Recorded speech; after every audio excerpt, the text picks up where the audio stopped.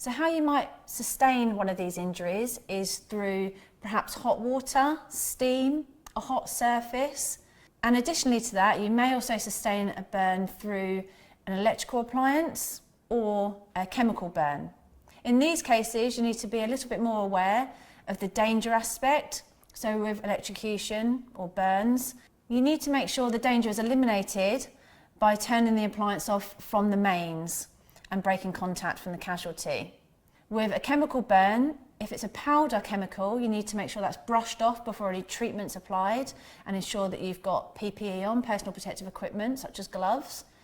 And you may need to refer to any COSH data sheets, which is Control of Substances Hazardous to Health, which will give you guidance on how to deal with any first aid injuries to do with chemicals. So if somebody has burnt themselves, we need to establish the severity of this. Now there's 3 things that will enable us to do this, which is having a look at the depth of the wound, the size of the wound, and the location of the wound. There's 3 types of burns that we're going to look at. A superficial burn is where the top layer of the skin has been affected. Now this might look quite red and be quite sore and tender to touch. You've then got your partial thickness burn, where several layers of the skin may have been affected and there may be some blistering. You've also got your full thickness burn, which is where all the layers of the skin have been affected and this might have damaged the nerves. You may have areas of the skin that look charcoaled and have waxy deposits on them. Now, a superficial burn generally isn't too much to worry about and we can deal with that ourselves. But, as we said, the size does play a factor and the location as well. So with a superficial burn, we're going to look at the size of the casualty's palm of their hand. The palm of their hand represents 1%. If they have a superficial burn of 5% or more, then they should get themselves checked out at hospital. For a partial thickness burn, if more than 1% of the body is affected, then they need to seek further medical advice. For a full thickness burn, they should all be advised to go to hospital to seek further medical attention. Now, with regards to the location, if it's on the hands, face, feet or genitals, as a first aider, we would always advise them to go to hospital. Additional considerations need to be made for the very young and the elderly, as they could be affected a lot more by a burn than a healthy adult. To treat a burn, we need to think about our primary survey. We need to check for danger.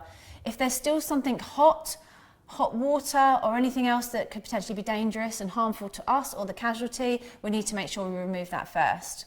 We need to see how the casualty is feeling and if they're responsive, and ideally get them sat down and have a look at the wound after establishing consent. We would want to try and get the wound under cool running water for a minimum of 20 minutes as soon as possible so that we can cool down all the layers of the skin.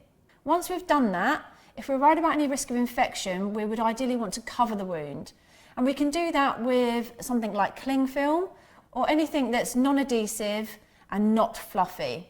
It's also important to remember that if there's any swelling, especially where there might be some jewellery, to remove that as quickly as you can. So any bracelets, any watches, any rings, then remove those as quickly as possible to stop any restriction on circulation. Also, we need to make sure that the casualty doesn't pop any blisters, because that's actually going to help heal the injury. And we also need to make sure that we don't remove anything that's stuck to the wound, like clothing. We don't want to apply any ointments or any creams, any oils, any butters to the wound. We will only apply cool water. If you're in a work environment that does have burns dressings or burns gels, you can use these. Once we've treated the wound and run it under cool running water for a minimum of 20 minutes and applied a suitable dressing, we need to determine whether we're going to advise this casualty to go to hospital. So as we said before, if it's on the hands, face, feet or genitals, if it's over 5% for a superficial burn, 1% for a partial thickness burn or a full thickness burn, we would advise them to go to hospital. I've been called to a first aid situation where somebody has sustained a burn. I have already checked for danger and eliminated any dangers, and I have spoken to the casualty and gained consent to treat them. I've got my gloves on and I'm ready to help. So on inspecting the wound, I can see that there is some waxy deposits and it looks quite charcoaled, and this is a full thickness burn. So there may also be some nerve damage. So for this type of burn, I'm going to want to call 999. Whilst we're waiting for them to arrive, I need to keep an eye on my casualty and make sure that he is not going to faint or show signs of shock. And I'm going to treat the injury. So to treat the injury, I'm going to run it under cool running water for a minimum of 20 minutes.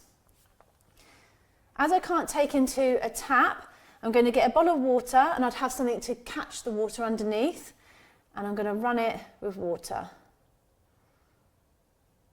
I'm going to keep making sure that my casualty is okay. After 20 minutes, I'm going to cover the burn with something non-adhesive, non-fluffy. In this case, I'm going to use cling film.